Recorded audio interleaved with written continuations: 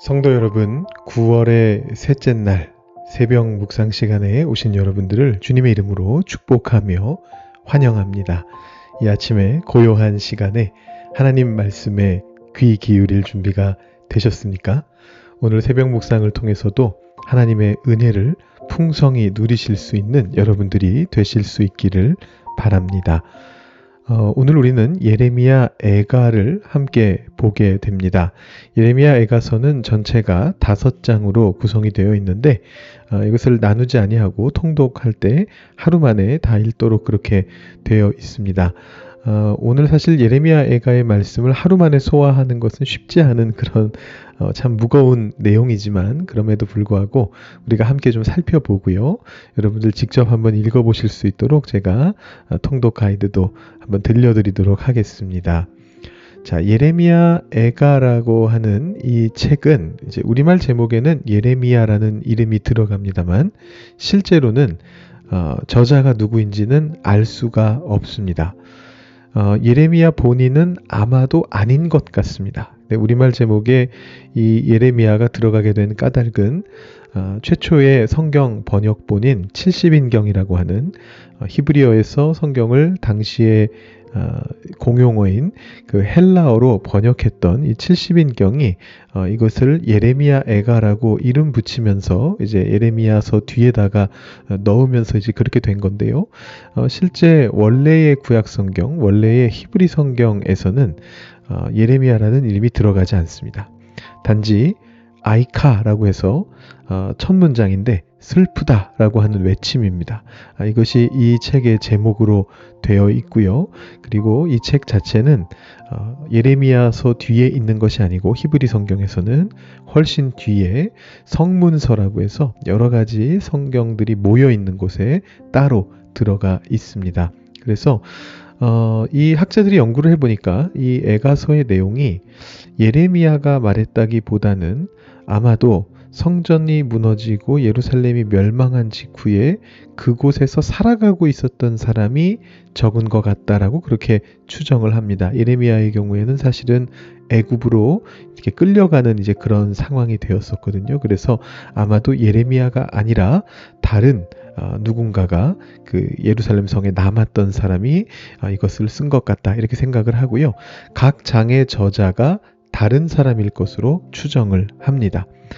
1장과 2장은 같은 사람이 썼을 가능성이 있고요. 3장은 분명하게 다른 사람이 썼고 4장과 5장도 아마도 다른 사람들이 각각 썼을 것으로 그렇게 추정이 되는데 이 사람들은 예루살렘의 멸망을 두 눈으로 목도했던 바로 그 자리에 있었던 현실 속에 존재했던 사람들이다 이렇게 보실 수가 있습니다. 여러분 특징을 보시면요. 이 통독을 위한 도움말로써 드리는데 이 성전 파괴 직후에 고통스러운 그런 목소리가 그대로 담겨 있다는 것이 아주 결정적인 특징 중에 하나입니다. 제가 예레미야서를 말씀드리면서 통독을 위한 특징을 설명드렸을 때에도 그 안에 어떤 감정적인 고백이 많다, 고통스러운 고백이 많다 이렇게 말씀드렸는데 애가는 그와 비교할 바가 되지 않습니다. 정말로 끔찍한 상황들을 경험하면서 그 안에서 어떻게 고통스럽게 그것에 응답하였는가가 그 안에 다 들어가 있습니다. 성전이 파괴되고 예루살렘 성이 다 무너져버리고 멸망하게 된 그 상황 속에서 아주 힘들어하는 모습이 그대로 드러나게 되고요. 또 한 가지는 그런 아주 극도의 고통 속에서 죄와 고난의 문제에 대한 아주 다양한 질문을 듣게 됩니다. 그래서 이 애가서 안에서는 죄와 고난의 문제가 하나의 답으로 쉽게 답변되지 않습니다. 이 고난이 죄 때문에 일어났는가? 이 고난이 죄 때문에 일어났다면 어떤 죄 때문인가? 이 고난이 죄 때문에 일어났다면 이 정도의 고난이 임하는 것은 과연 정당한가? 너무 과한 고난을 받고 있는 것은 아닌가? 이런 다양한 질문들을 던지면서 그들에게 닥쳐온 이 고난을 어떻게 해석할 것인가에 대한 그 질문들이 이 예레미야 애가 안에 담겨 있습니다. 그래서 여러분들께서 이 성경을 읽으실 때, 예레미야 애가서를 읽으실 때에는 바로 이런 부분들에 집중하시면서 정말 극도로 고통스러운 순간 속에서 어떤 반응을 보였는가를 초점을 맞추시면서 읽어보시면 그 마음을, 그 당시 살아가고 있던 사람들의 마음을 들어보시면 이 애가서의 그 목소리에 귀를 기울이실 수가 있을 것입니다. 간략하게 구조를 설명드리자면 이러합니다. 기본적으로 3장을 축으로 하는데요. 먼저 3장 앞에 1장과 2장은 전반부라고 볼 수가 있겠고요. 가장 멸망한 직후, 가장 초기의 시로 그렇게 여겨집니다. 그래서 그 안에는 가장 고통스러운 목소리가 말 그대로 날 것 그대로 담겨져 있는 그런 시가 1장과 2장에 담겨져 있습니다. 그리고 3장을 축으로 해서 그 뒤에 후반부가 이제 4장과 5장이 되겠는데요. 이 4장과 5장은 전반부보다 조금 후대에 형성된 것으로 보이고 깊이 있는 어떤 신학적인 고민들을 다루는 그런 모습들을 보여주게 됩니다. 그러니까 전반부 1, 2장은 아주 그냥 감정이 막 폭발하는 그런 장이라면 4장과 5장은 약간 이제 머리가 조금 식어 있는 상태입니다. 그래서 뭔가 좀 고민을 다루면서 신학적으로 깊이 있게 도대체 왜 이런 일이 벌어졌는가, 이런 부분들을 이성적으로 다루고 있다라고 볼 수가 있겠고, 그 다음에 가운데 있는 3장이 가장 마지막에 쓰여진 것으로 보이는데 짧은 문장으로 아주 정교하게 작성되어 있고요. 이 알파벳 C 형태로 작성이 되어 있는데 그 안에는 상대적으로 1, 2장이나 4, 5장에 비해서 좀 더 신앙적인 그런 고백들이 담겨지게 됩니다. 그러니까 가장 후대의 것이니까 어느 정도 고난에 대한 문제들이 좀 정리가 되고 신학적 고민들이 좀 정리가 되고 이제 와서 이제 그래도 내가 정말 고통스러웠지만 하나님께서 어떤 뜻이 있으시겠지라고 생각하게 되는 이제 그런 고백들이 3장에서 담겨져 있게 됩니다. 그래서 이 애가를 최종적으로 구성하는 사람, 그게 누군지는 모르겠지만 그 사람은 이 3장을 축으로 해서 나머지 1, 2장과 4, 5장을 읽기를 바라는 마음으로 가장 마지막에 쓰여진 3장을 정 가운데에다가 축으로서 넣어 놓은 것으로 그렇게 추측이 됩니다. 그래서 여러분들께서 한번 보실 때 1, 2장은 가장 감정적인 장이구나, 4, 5장은 조금 더 이성적인 장이구나, 그리고 3장은 조금 더 신앙적인 장이구나, 이렇게 생각하시면서 이 말씀들을 읽어보시면 도움이 될 것 같습니다. 5장밖에 안 되기 때문에 사실 앞에서 이미 제가 이해를 하면서 예레미야 애가 이해라는 그 부분을 설명드리면서 5장의 내용들을 다 대략적으로 이미 말씀드렸는데요. 그래서 지금 이 시간에 통독 가이드 시간에는 각 장의 특징들을 보여주는 몇몇 중요한 구절들만 소개해드리는 것으로 하겠습니다. 이미 말씀드린 것처럼 1, 2장은 가장 감정적인 멸망 바로 직후에 가장 고통스러운 목소리가 담겨있다 말씀을 드렸는데, 예를 들어 1장 2절 말씀을 보시면요, 밤에는 슬피우니 눈물이 뺨에 흐르며 사랑하던 자들 중에 그에게 위로하는 자가 없고 친구들도 다 배반하여 원수들이 되었도다, 이렇게 말을 하고 있고요. 2장 20절 보시면 여호와여 보시옵소서, 주께서 누구에게 이같이 행하셨는지요. 여인들이 어찌 자기 열매 곧 그들이 낳은 아이들을 먹어오며 제사장들과 선지자들이 어찌 주의 성소에서 죽임을 당하오리까, 이렇게 이야기를 합니다. 그래서 지금 보시면 바로 자신의 눈앞에 벌어지고 있는 일들을 있는 그대로 묘사하는 것처럼 보이는 이제 그런 구절들이 발견이 됩니다. 나중에 4장을 보시면 이 2장 20절처럼 여인들이 자신들의 아이들을 먹었다, 삶아 먹었다, 이런 표현이 나오는데 이 4장에서만 해도 벌써 그것을 과거의 것으로 묘사합니다. 그러했었다.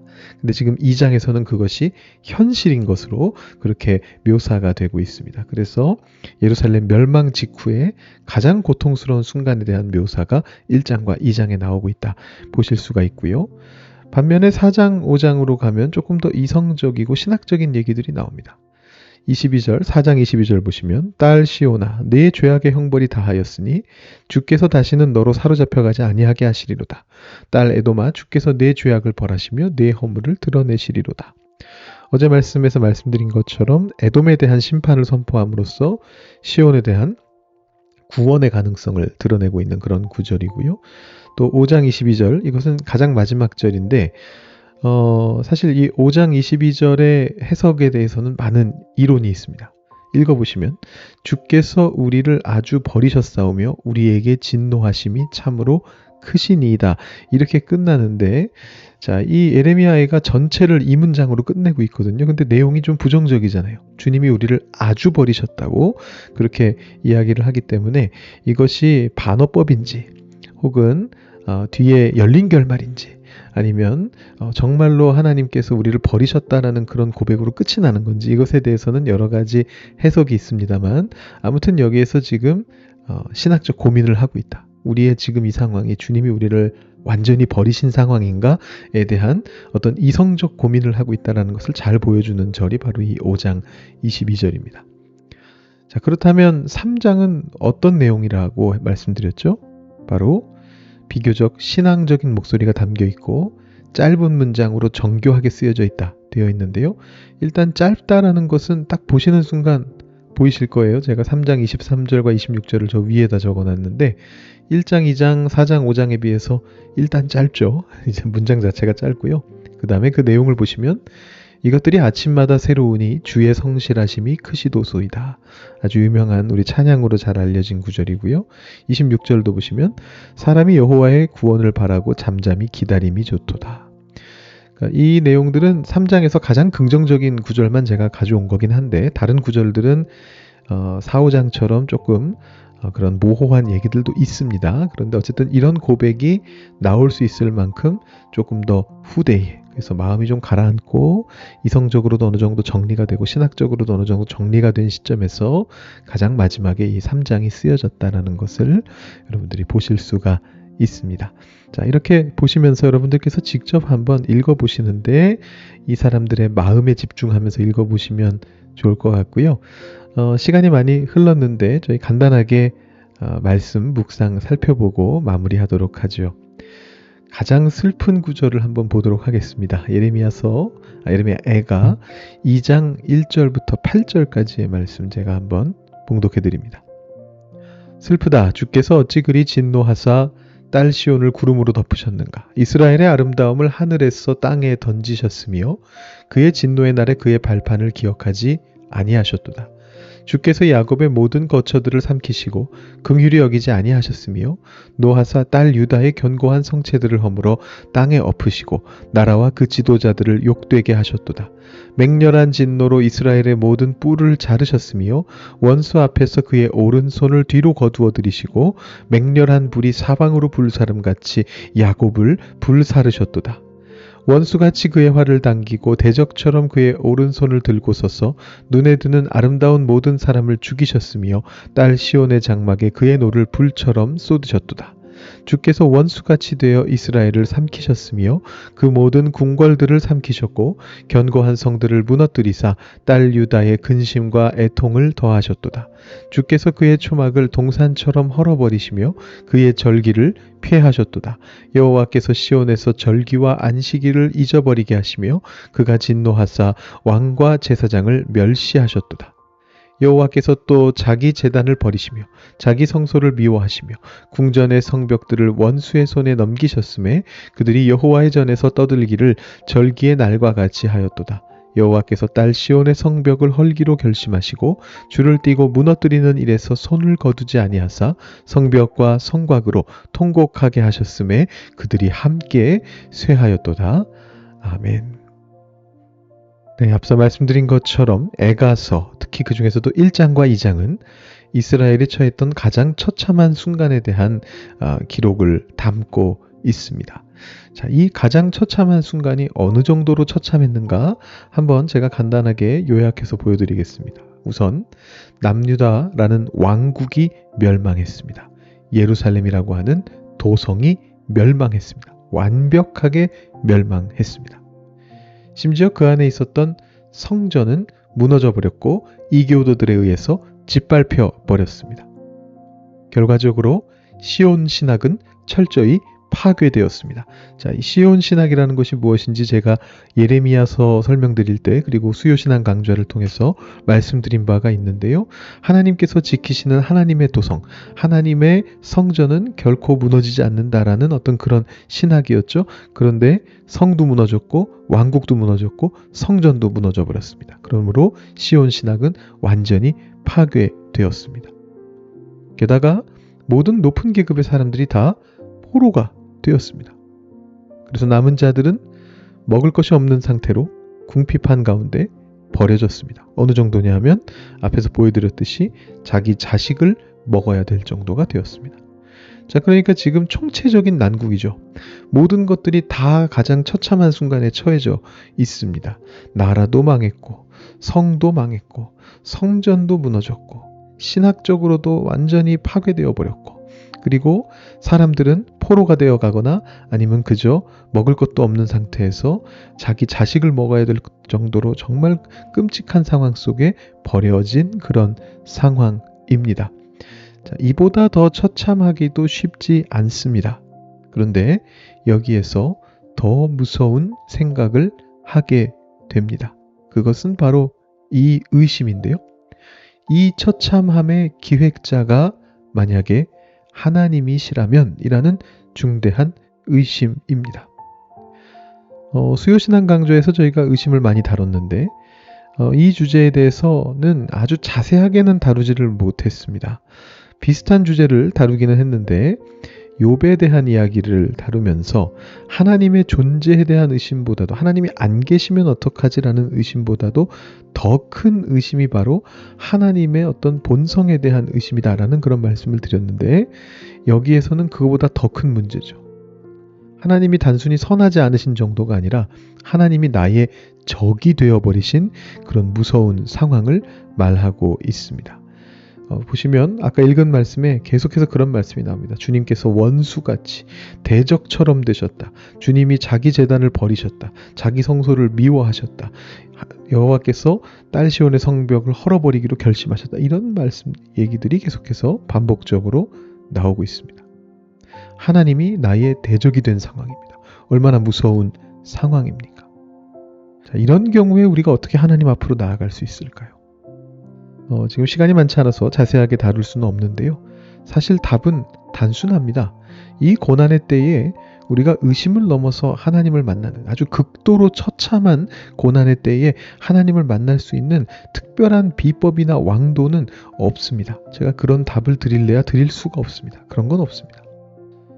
애가 3장이나 또 5장 정도에서는 어떤 신학적인 그런 고백들을 하고 있는데 앞서 말씀드린 것처럼 이 장들은 비교적 후대에 쓰여진 것으로 추정이 되는 장들이고요.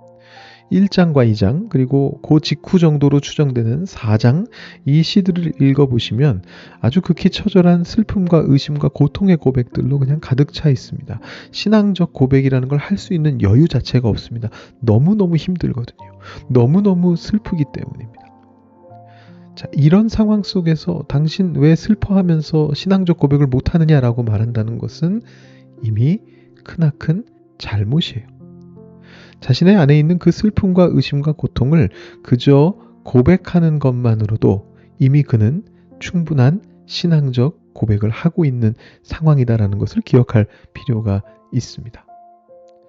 물론 우리가 이 점을 기억하고 있어야 됩니다.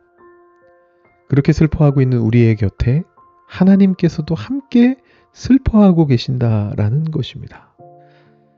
십자가가 바로 그것을 우리에게 보증하고 있거든요.